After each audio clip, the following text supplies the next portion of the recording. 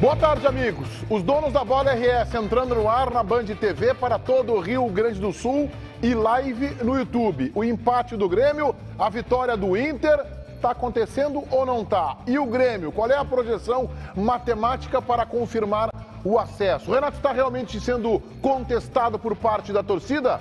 Mas a enquete interativa, ela fala do Internacional e está na live do YouTube, aba Comunidades. O Inter no Campeonato Brasileiro voltou a acontecer, continua acontecendo, segue sem acontecer ou uma quarta alternativa se nunca aconteceu. A gente já fala do Internacional, do Palmeiras, a disputa pelo título do Campeonato Brasileiro na sua primeira divisão. Agora é Grêmio 1, César, Bahia também 1. O domingo parecia tenebroso, da metade para o final da tarde, e aí tudo começou a dar certo. Thiago Santos salvou o Grêmio, o Vasco fez o gol lá no Sport e as coisas se acalmaram. Meneghete, é preciso separar em dois, e eu separo claramente o que acontece com o Grêmio e o que aconteceu na tarde de ontem. O Grêmio é um time horroroso.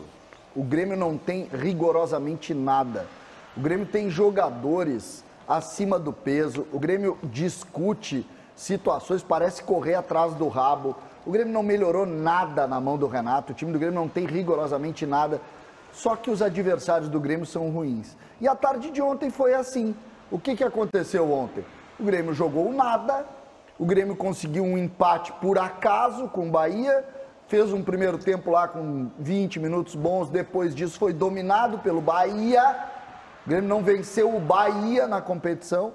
E agora o Grêmio está muito próximo de subir. Por quê? Porque os adversários do Grêmio são adversários muito frágeis e nós sabemos que isso acontece. O Grêmio só está garantindo vaga na Série A graças à incompetência dos adversários que não têm bons times, e o Grêmio finalmente vai precisar olhar para o que está acontecendo, olhar para tudo que aconteceu nesses anos no Grêmio, para simplesmente trocar tudo. Eu vou repetir, tudo! O Grêmio não pode aceitar o que acontece. O Grêmio não pode permitir o que acontece. O Grêmio não pode achar que, olha o mérito, estamos subindo. Não! Não! É uma vergonha! É um vexame o que está acontecendo. O Grêmio ontem foi dominado pelo Bahia. O Grêmio empatou por acaso com uma jogada do Guilherme e uma cabeçada do Thiago Santos, que fez uma partida sofrível. Thiago Santos não acertou nenhum passe.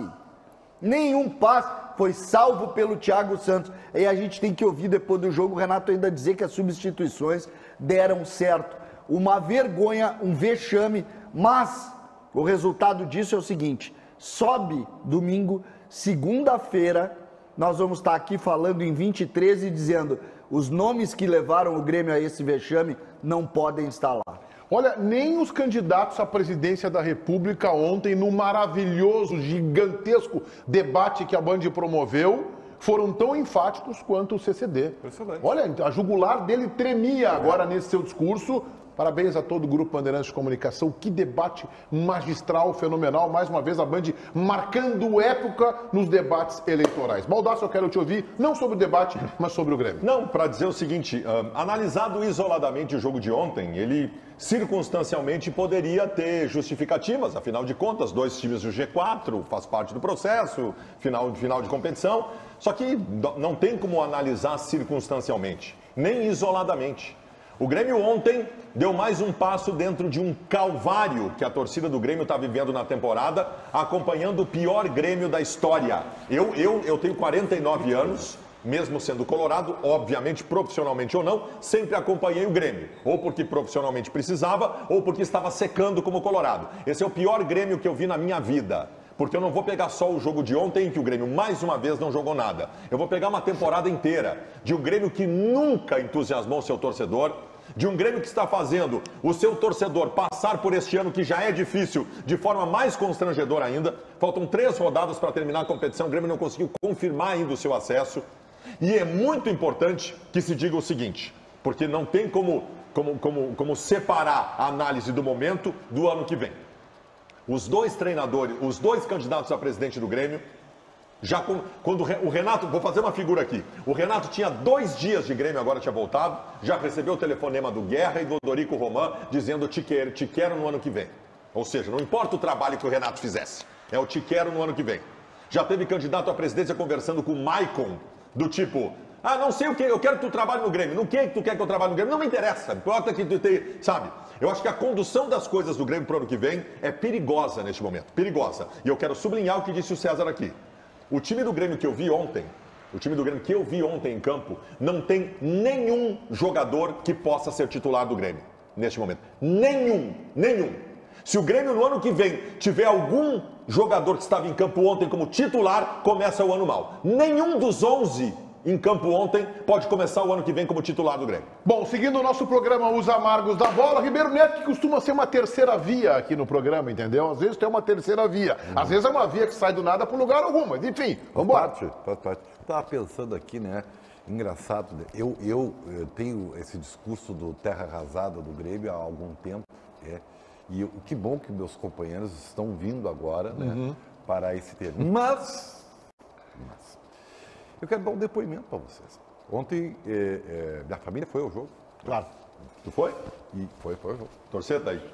Claro. Torcer não para acompanhar. Claro. Tá. E aí eu fui trabalhar, né? Então, comentando o jogo pela Rádio Bandeirantes. E aí na saída meu filho chegou e disse, pai, como o nosso time é ruim, né?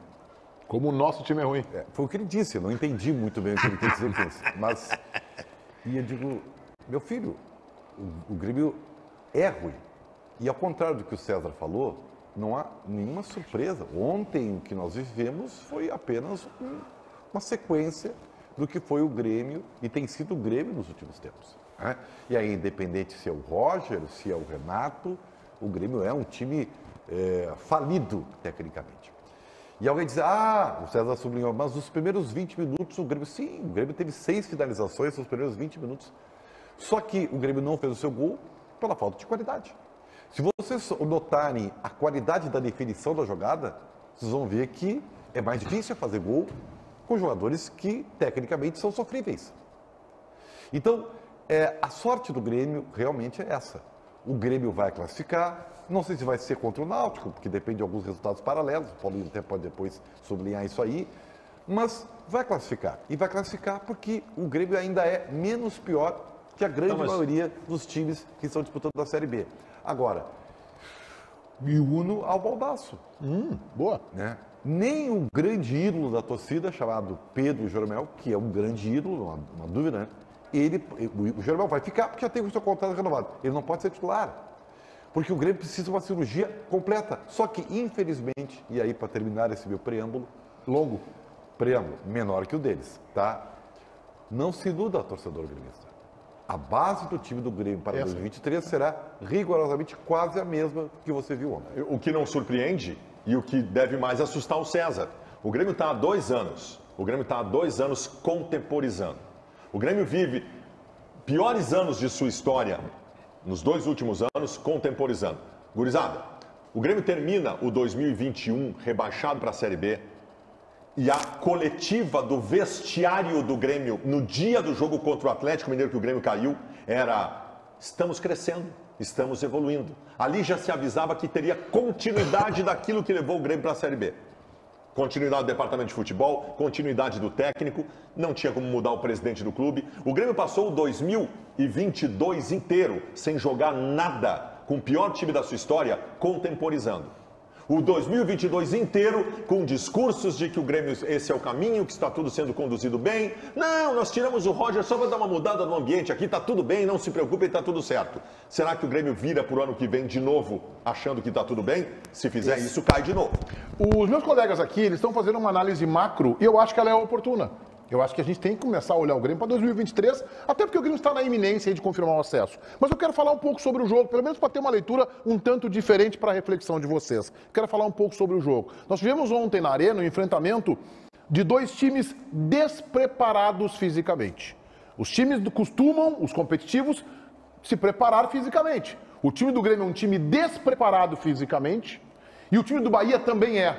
E foi só por conta disso que o Grêmio conseguiu um empate que o Bahia já tinha arriado as pernas. Que o Bahia teve, inclusive, um momento do jogo, do segundo tempo, em que ele esteve mais próximo do segundo gol do que o Grêmio de empatar. Bom, esse é um ponto. Segundo ponto, sobre condicionamento físico. O Edilson deveria ter, e olha que eu respeito a trajetória do Edilson, ele tem uma biografia vencedora e muito identificada com o Grêmio, mas ele deveria ter vergonha e constrangimento de se anunciar atleta profissional. O Elkson, nós estamos na metade do mês de outubro, e o Elkson passa a temporada e ele tem entrado em campo e a gente enxerga que ele não tem as mínimas condições atléticas para competir. Vale o mesmo para o Diego Souza, que acaba se destacando porque tenta, dentro dos seus limites, se movimentar. Bom, e aí tem o gol sofrido, em que o Grando falha, é verdade, mas Lucas Leiva, 15 temporadas de futebol europeu, um jogo tão decisivo para o Grêmio, tu me abandona o jogador que está marcando para levantar o braço e pedir impedimento. Está marcando um jogador, acompanha ele. Ah, mas ele ia fazer igual o gol. Bom, eu não sei. Se fosse assim, então ninguém marcava mais ninguém. O Jeromel foi o único que tentou acompanhar a trajetória da bola e depois o Lucas Leiva abandona o atacante, o argentino Mugni, que acaba colocando o Bahia em vantagem. Então o Grêmio é um time desconcentrado em campo, em que em alguns momentos o seu técnico tem um chilique à beira do campo, aí o Grêmio se liga, aí ele tira jogadores do banco de reservas que são piores do que o que estão em campo, aí acontece o gol, mérito do Thiago Santos, que chegou na área, que concluiu bem de cabeça e empatou, e aí parece que está tudo bem. Aí vem a entrevista do Renato, aí o presidente Bolzan chega e diz, não, agora nós temos que ganhar do Náutico. O Náutico tomou 1, 2, 3, 4, 5, 6-0. Que bom que foi 6, porque senão ia terminar o programa, o Náutico tomando gol na rodada anterior. Então o presidente diz assim, não, o Grêmio agora tem a obrigação de ganhar do Náutico. Ah, puxa vida, que difícil, né? Fala, César. Essa relação, por exemplo, e o presidente usou a expressão ontem, estou confiante. Cara, é um negócio, eu acho que ninguém está se dando conta do que acontece. O Grêmio gasta 10,8 milhões por mês para fazer futebol. 10,8 é a folha de pagamento desse grupo, que o Meneghetti relatou aqui, que tem jogadores que estão acima do peso. Não é um. O Grêmio tem vários jogadores assim. É um trabalho... Por favor, entendam isso. Eu sei, Meneghetti, que a gente precisa olhar o jogo. Só que o jogo já passa, porque o jogo ele é uma repetição. Não, eu fui no jogo só para dar uma visão um pouco diferente. Entendeu? Não, eu não vou ficar repetitivo aqui. Eu concordo. Eu acho que a gente tem que falar do jogo. O jogo ontem tem jogadores que se esforçam, o Biel se esforça, mas é lamentável, assim, é lamentável. E aí a gente olha aquilo e a gente nota uma espécie de paternalismo aos jogadores, uma espécie de cuidado com o Renato. O que mudou o Renato em relação ao Roger? Vocês já pararam para pensar? Sabe o que mudou? Nada. Mudou só o nome. Nada. O trabalho é rigorosamente o mesmo, os resultados são até pior agora com o empate. Sim. O percentual do Renato é pior que o do Roger. Mas é lamentável a relação que a gente está vendo. Lamentável. Por favor, entendam isso. A partir de segunda-feira, mudem a cor da porta do CT. Mudem a cor da porta da arena, pelo amor de Deus. Mas tu sabe que, e eu digo isso, que infelizmente, tá? Eu vi vários depoimentos da saída ontem, né, de alguns torcedores. Viu? O Renato tem estrela. O Renato tem estrela. E ele tem estrela mesmo, tá? Ele é um cara... Ah, mas tu tá dizendo que o gol do Vasco é a estrela do Renato. Aí também, porque o Guilherme, ele foi vaiado desde que ele entrou. E tu vê que ele sentiu, tá? Porque ele errou passes assim, por menos qualidade que ele tenha, né? Ele ficou afetado, porque o torcedor não aceitou ele entrar. Né? E quis o destino que, depois que entra o Thiago Santos, que foi outro que tocava na bola, era vaiado, os dois fizessem tudo, né, Ribeiro? Os dois fizessem a jogada do gol. E aí o que acontece? Acontece, seja, a mudança que o Renato fez deu certo, eles fizeram o gol. E eu vou dizer, aquele gol ali transformou o resultado num ponto ganho, ao invés de 2 pontos perdidos. Mas não enganou ninguém, né, Ribeiro? Então todo mundo tá, olha o que nós estamos dizendo aí aqui. é que tá, eu não sei, cara. Ribeiro, A torcida do Grêmio não tem. Ribeiro, vamos, Baldacinho, ó, vamos ser prático aqui. Aos 15 minutos do segundo tempo, tava 1-0 pro Sport, 1-0 pro Sport e 1-0 pro Bahia dentro da arena. E o Grêmio, não é que o Grêmio estava se complicando, o Grêmio estava correndo um risco gigantesco. Porque a diferença ficaria em 2 pontos e matematicamente, em razão do número de vitórias, o Grêmio precisaria, para não dependendo de resultado nenhum, ganhar as 3 partidas. As 3. Eu olhava lá, estava com o Baldasso, eu olhava e dizia, ai, cara. E aí sai o gol do Grêmio, dá uma melhoradinha, mas o que salva de verdade não é o gol do Grêmio. É o gol do Vasco. O que salva de verdade é o pênalti aos 50 minutos lá, que gerou um rolo desgraçado lá no jogo do Sport e que salvou a tarde do Grêmio, foi salva pelo gol do Raniel lá no jogo contra o Sport. E é por isso que ao final da tarde, né, saiu todo mundo aliviado. Porque o Grêmio acabou sendo beneficiado. Ribeiro, é exatamente isso. O meu contraponto é exatamente esse. Saiu todo mundo aliviado, não por causa do Grêmio. Mas não é por causa do Grêmio. Mas nós estamos falando aqui de quê, Ribeiro? Não, é que talvez nesse momento você tenha tido um lapso. Vamos colocar o Renato para falar? Vamos colocar com o Tiger Eugênio. Tudo bem, Tiger? Boa tarde. Tudo bem, Meneghetti? Abraço para você, para todo mundo que nos acompanha aqui no Donos da Bola. O Matheus Dávila, da Band, na entrevista coletiva após o empate do Grêmio sobre a equipe do Bahia, questionou ao Renato exatamente esse ponto de vista que o César trouxe. O Grêmio tem a maior folha da Série B. O Grêmio paga 10 milhões de reais por mês para os seus jogadores. Não dava para jogar um pouquinho melhor contra o Bahia? Não dava para ser um pouco superior ao Bahia? O Renato respondeu essa pergunta e a gente acompanha agora aqui no Donos. Eu falo para os meus jogadores durante a semana que o Grêmio tem uma folha de pagamento de time grande, de Série A, e é por isso que a gente precisa dar um resultado. Eu concordo contigo, mas o grupo está aí, mas não tem falta de empenho dos jogadores. Eu, desde a minha chegada aqui, eu acho que foi Novo Horizontino, que eu não gostei da atuação da equipe, e os últimos minutos contra o Londrina. No mais, eu estou satisfeito com esse time. Não adianta você ter uma folha de pagamento. O pagamento não ganha jogo. Ganha jogo é a entrega, é a qualidade dentro do campo. E a segunda divisão, ela está muito parelha. Não importa a tua folha de pagamento. Ela está bastante parelha. Eu sei que a gente poderia dar um pouco mais. E quando eu cheguei, eu falei, o Grêmio vai subir, mas vai sofrer. Poderíamos já ter garantido, sim, concordo, a nossa vaga para a Série A, sim. Mas vamos sofrer um pouquinho mais. Mas o importante é que, no final, pode ter certeza que o casamento vai sair. A crítica principal é a falta de qualidade. Mas, quando a gente começa a observar um grupo que tem 3, 4, 5 jogadores sem as condições atléticas minimamente aceitáveis, aí falta empenho. E falta cobrança também. Quando eu vejo um jogador do tamanho do Lucas Leiva, identificado com o clube, com o currículo que ele tem, não exercer a marcação naquele jogador que ele está marcando dentro da área e deixar ele ali fazer o gol, aí eu critico também por falta de empenho. Vamos falar agora da vitória do Internacional sobre o Botafogo. Não foi uma atuação exuberante, mas um Inter cirúrgico e que eu defino. Mano Menezes venceu o jogo quando fez as trocas por atacado. 3 substituições aos 19 do segundo tempo, mudaram o time dentro de campo. Tyson participou do gol, entrou bem o Tyson. O Brian Romero, enfim, desencantou e fez o seu primeiro gol. O Liseiro qualificou a saída de bola. E assim o Inter, com a assinatura de Mano Menezes, construiu a vitória sobre o Botafogo, Baldasso. O Mano Menezes ganhou o jogo, o Mano Menezes salvou o ano, o Mano Menezes deu identidade ao time do Internacional, o Mano Menezes devolveu a autoestima, o Mano Menezes está tratando com a competência que tem de ressurgimentos no Internacional. O Mano Menezes é o motivo dos colorados estarem, neste momento, muito esperançosos com um futuro próximo. Não sei se neste ano, né? Sobre o que está acontecendo, não está... A minha resposta não é nenhuma da enquete. Minha resposta é, ainda não voltou a acontecer. Depende do que acontecer na próxima rodada. Mas isso é o que menos interessa, porque não é hora de se abraçar no sonho. Não precisa se abraçar no sonho. Vamos se abraçar na realidade. A realidade é que nós temos um bom time de futebol, nós temos um time com uma identidade de jogo, nós temos um bom treinador, nós temos um grupo que vai ser mantido para o ano que vem, o treinador da mesma forma, nós temos possibilidades de contratações no Internacional para reforçar ainda mais esse grupo e nós temos perspectivas maravilhosas. Ontem em campo, o que nós vimos? Nós vimos um Internacional que, com substituições feitas pelo treinador, conseguiu dar o que estava faltando.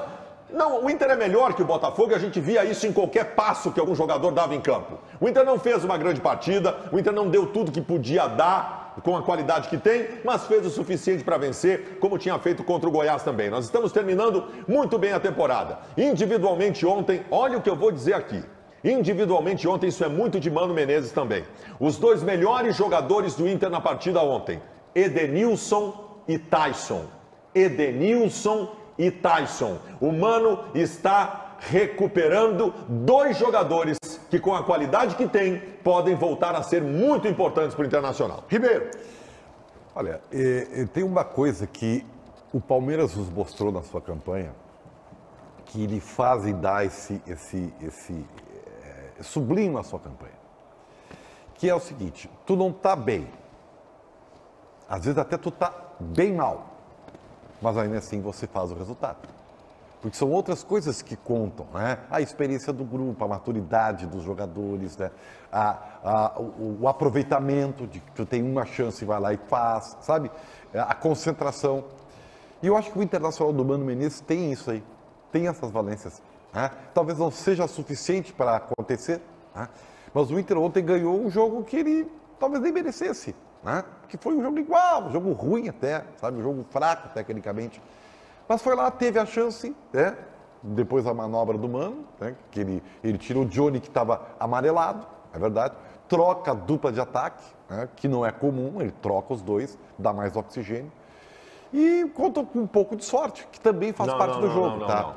Eu acho assim, Baldasso, o Internacional ganhou porque ele tem valências maiores que o seu adversário, mesmo não jogando uma grande partida. Sabe o que eu acho? Sabe o que eu discordo de ti, Ribeiro, da questão da sorte? A sorte é assim, o cara chuta uma bola, ela desvia no árbitro e entra, puxa, é sorte. O cara chuta uma bola, o goleiro defende e o zagueiro faz contra. Uma fatalidade, é sorte.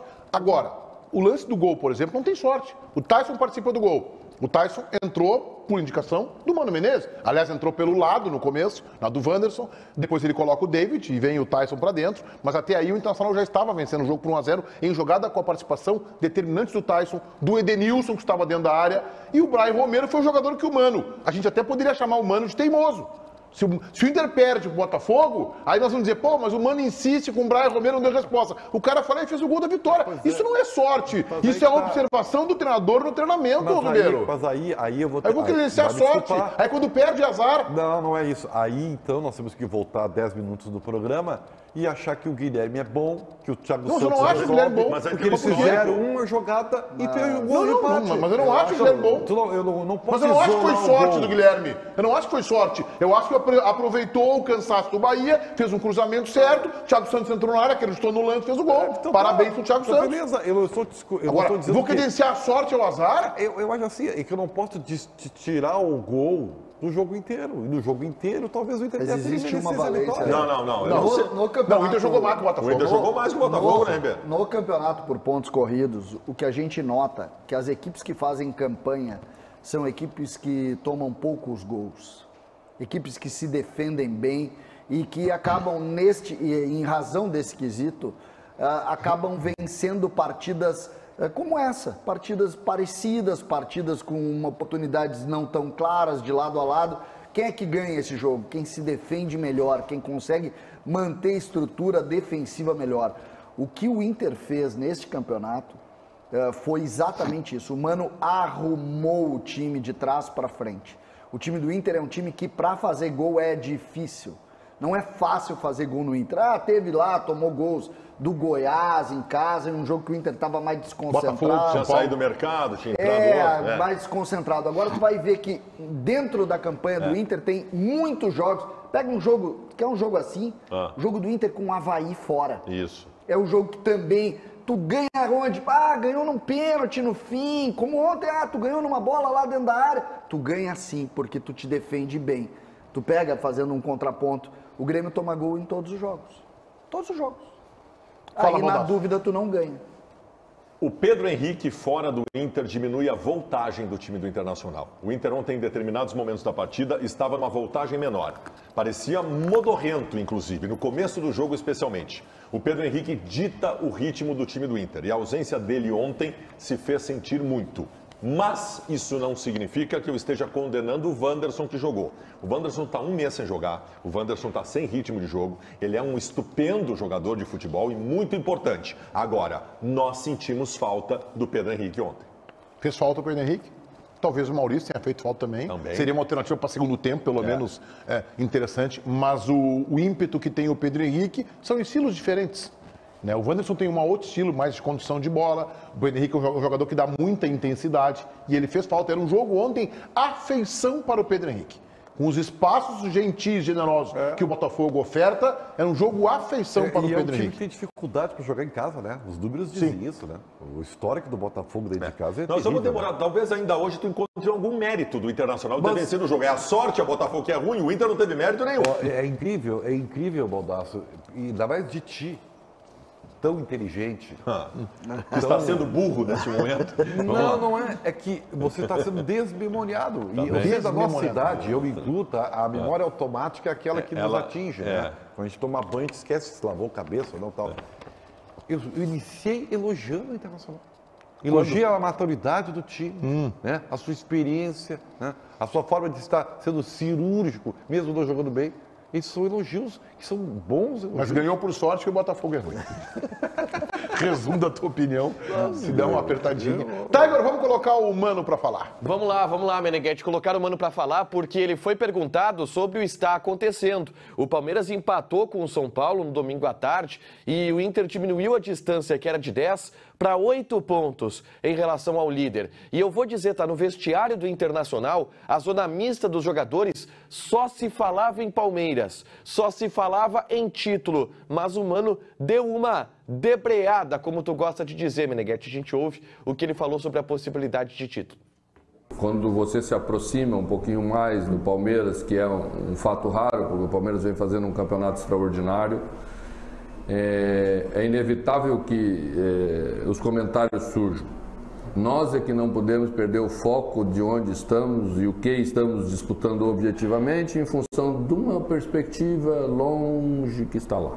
E é o que vamos continuar fazendo, porque se começarmos a olhar para o lado, daqui a pouco uma coisa que está muito próxima, que está muito na nossa mão, pode escapar, porque o futebol é muito duro, né? As diferenças ainda são diferenças pequenas entre aí os primeiros, e à medida em que você passa a não pontuar, daqui a pouco se foi a vantagem que você tem, e aí depois vamos ficar com aquele gosto amargo de ter deixado escapar uma coisa que esteve muito na nossa mão. Não vamos deixar, vamos continuar assim. Tá certo, Mano Menezes, tá certo, não criar expectativa. Ô, Tiger, a Série B, a quarta vaga, vai terminar no STJD, é isso? Olha, existe o mundo, Meneghetti, porque ontem a gente teve o duelo das equipes que estão brigando por essa quarta vaga, né? O Vasco da Gama e o Sport Recife. Partida na Ilha do Retiro e que teve uma confusão que deverá se desdobrar também nos tribunais.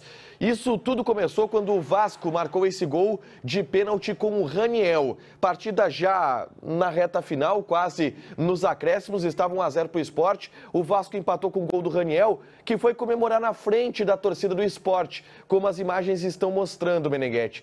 A partir daí, ali em cima do vídeo, ó, torcedores do Sport Recife começaram a invadir o gramado, invadir o campo, agrediram seguranças, agrediram bombeiros e, obviamente, os jogadores do Vasco se sentiram inseguros, foram correndo para o vestiário e a partida ela acabou suspensa pelo árbitro da partida.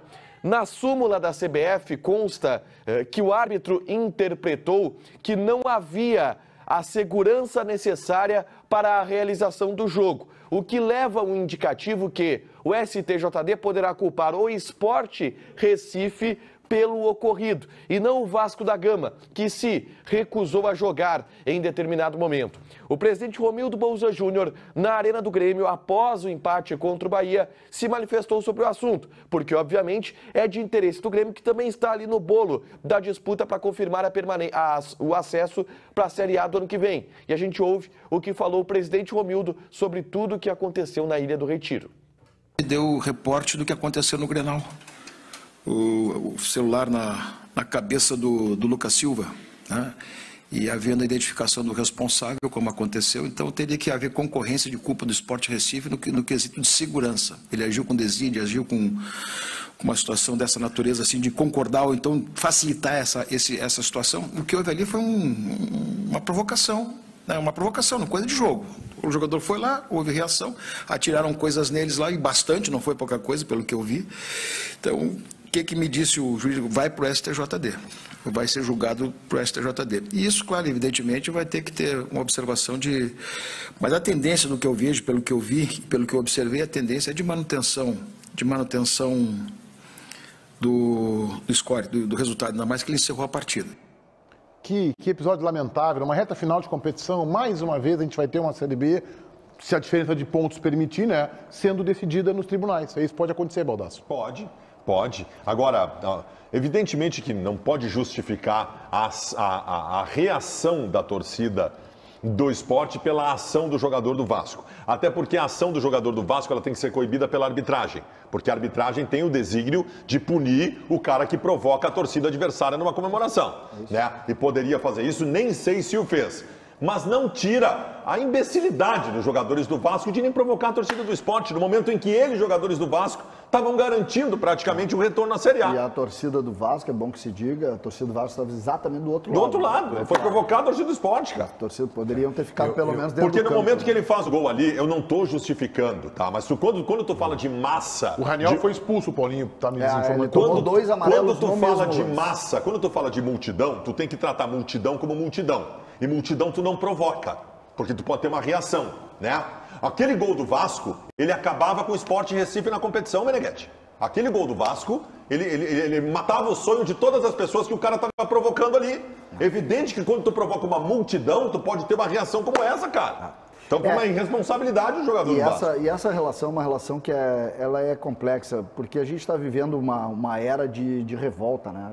Nós estamos... Está um momento muito tenso. O momento é tenso. O momento é muito tenso, é preciso ter um pouquinho mais de tranquilidade. Não é só no campo esportivo que ele é tenso, Não. A sociedade vive um momento muito tenso. A sociedade...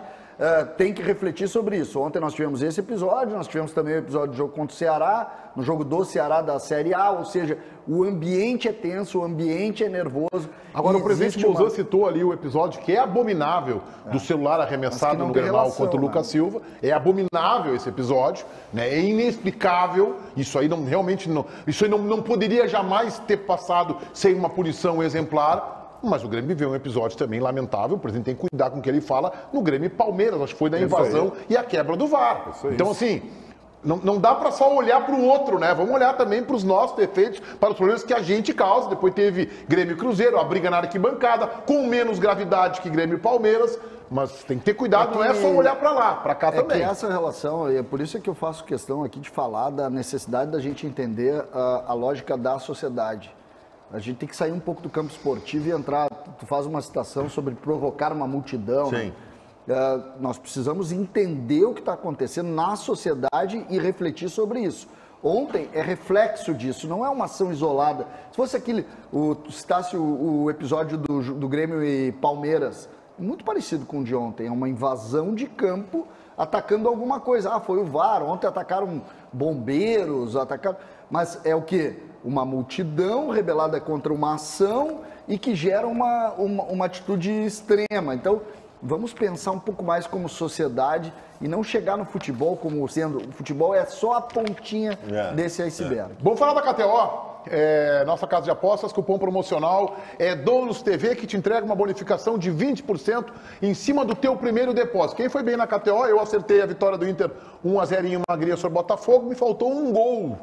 Se o Thiago Santos faz um segundo gol, por exemplo, seria muita sorte, claro, né? 2-1 é o meu placar. Era o meu placar. Tirou o gol dele.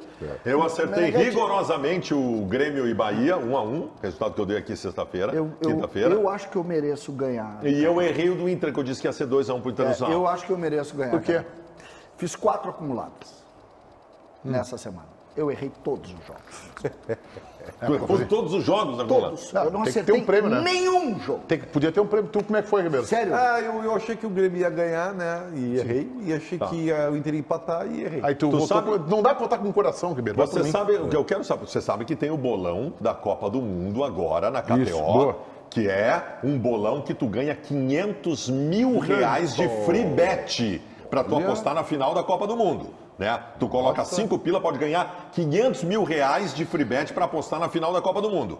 5 pilinhas, César. Isso tu tem que... Sim, os jogos da fase de grupos. Coloca resultado exato, tu tem acertado bastante, vai bem, né? Acho que temos alguma chance. Eu quero dar esse 5 para o sueco lá que ele tá precisando.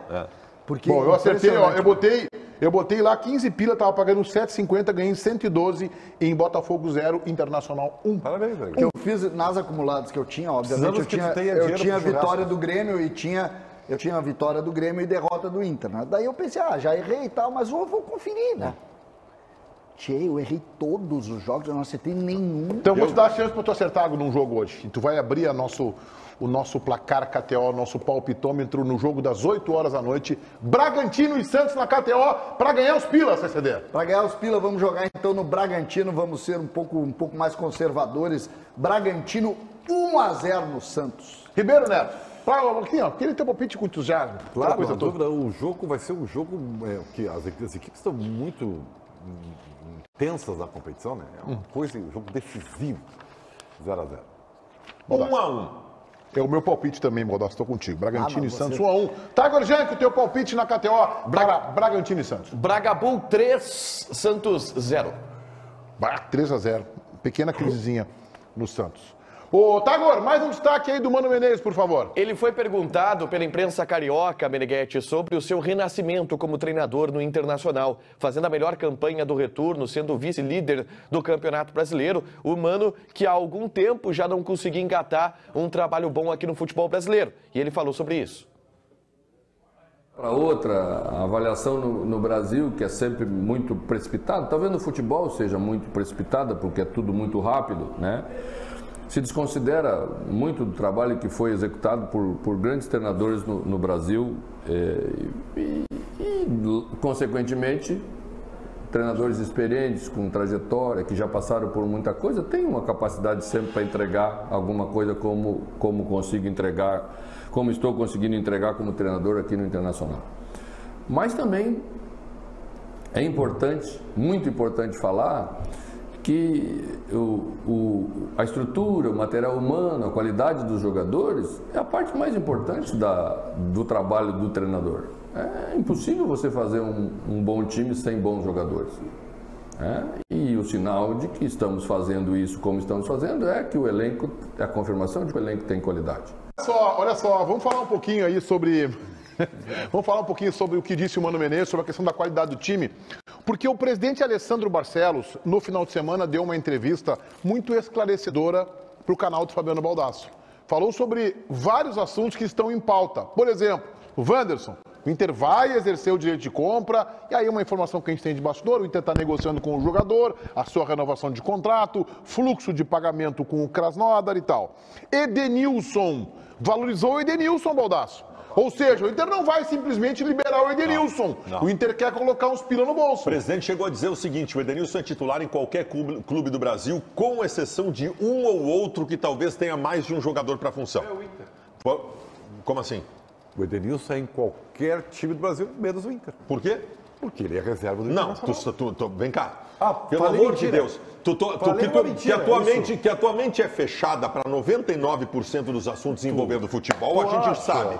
Mas é impossível que tu não tenha uma mínima noção do contexto que faz neste momento o Edenilson ser reserva do Internacional. Ou tu acha que o Edenilson é inferior ao Johnny, por exemplo? Não, tu sabe por que o Edenilson é reserva, né? O Edenilson é reserva porque tem uns Ananá, uns Jaguara, que vai o cara quando ele toca na bola em campo, tem uns Ananá, uns Jaguara, que vão xingar a família dele nas redes sociais, e ele tá pedindo para ir embora do Inter.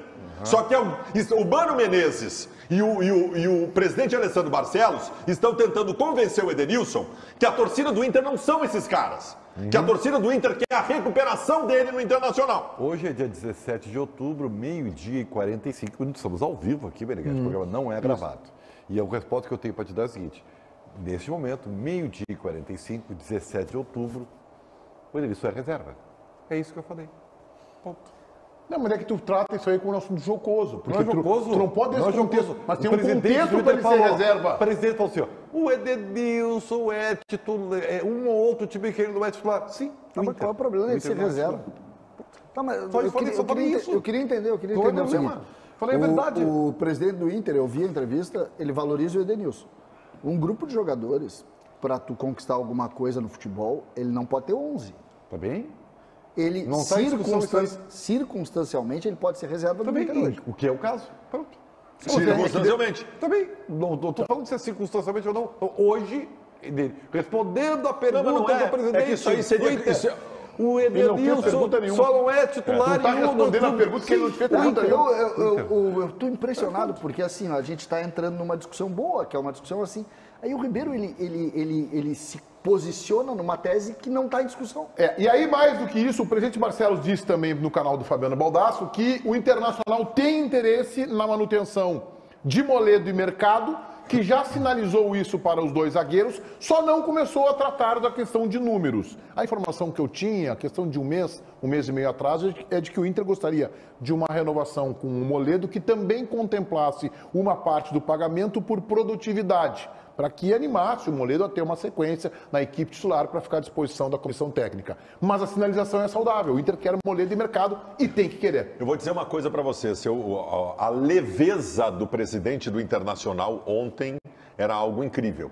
E eu acho isso salutar. Embora o Inter não esteja tendo um bom ano, e o presidente admite isso, por ter começado com alguns equívocos, o Inter está terminando o ano a ponto de todos os colorados estarem com aquela leveza que o presidente estava nas entrevistas que concedeu ontem. O presidente está tratando com naturalidade as renovações de contrato, está acalmando a torcida em relação a situações que envolvem o Wanderson, o Edenilson, o Tyson, o próprio Vitão, que ele admite dificuldades para comprar, mas que o processo está sendo feito. Também trata com naturalidade o fato de que o Inter vai sim contratar para a próxima temporada.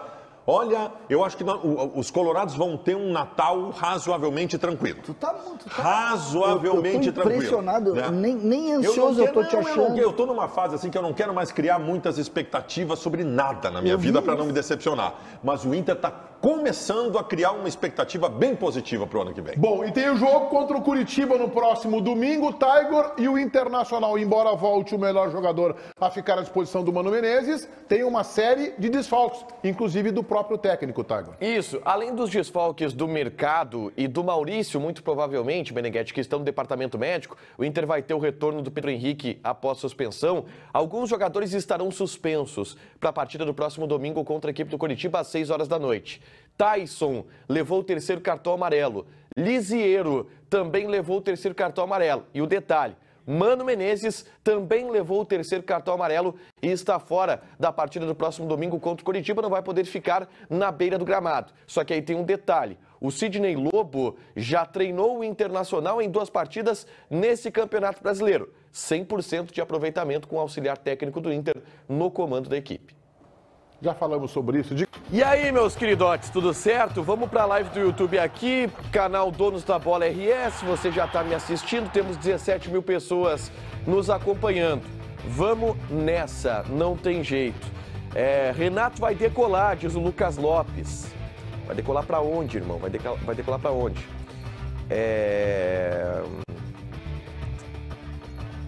Hoje tá difícil aqui o chat, hein?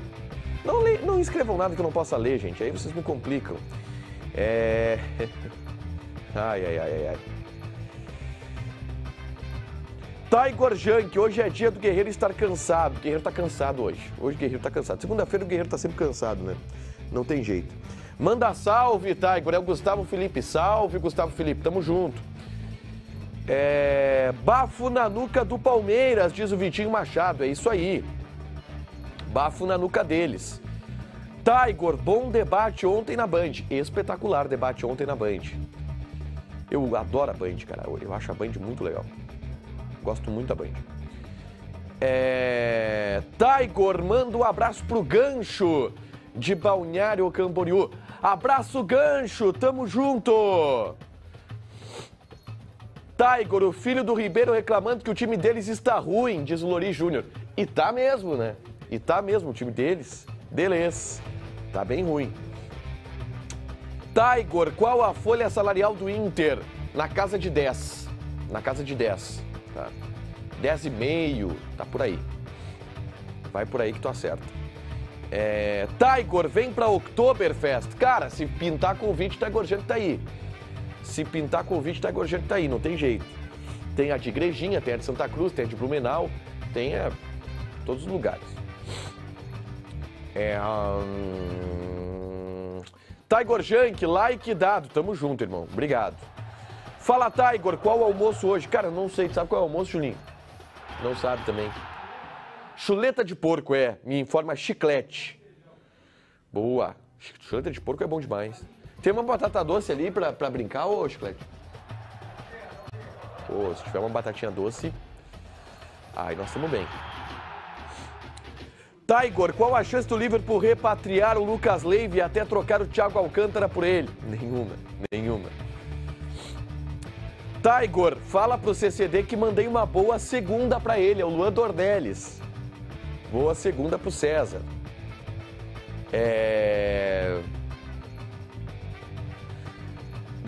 Valeu, Tiger, valeu, tamo junto.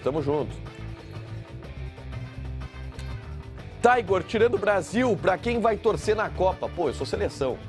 Se não der seleção, aí quando a seleção cair, aí eu torço pro bom futebol. Aí eu torço, por exemplo, se o Messi ganhar uma Copa do Mundo, vai ser bom. Não sou muito apegado, não. Mas quem vai... a Copa do Brasil, não tem jeito. Tiger Junk está reacontecendo? Não. JB insuportável. JB nem tá aí hoje, cara. É insuportável a ausência do JB. Isso que é insuportável. Vamos todo mundo lá no Instagram do JB. JB hoje tá com problemas estomacais, inclusive, tá? Não vou guardar segredo aqui. Isso, JB tá igual o Marcinho. Vão nessa foto aqui que tá o JB com um carro de Stock Car, ó. E comentem. Você é insuportável. No caso, a ausência. Tchau!